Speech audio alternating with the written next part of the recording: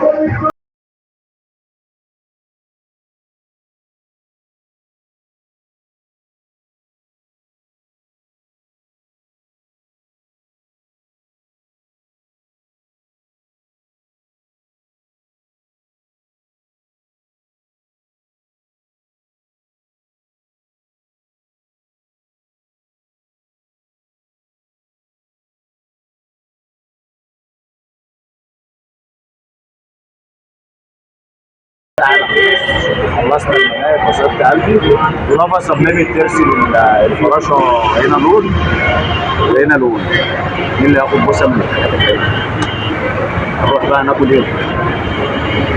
كنتاكي. عايزه تاكل كنتاكه ونروح انا وهي نلحق كنتاكه. يا جماعه الساعه دلوقتي 12 وربع، ان شاء الله الحق يعني مكان يكون فاتح في احمد سعيد هنا انا عارفه. اشوفكم على خير، احلى اخوات واحلى متابعين. نقول لهم باي، نديهم بوسه. باي باي.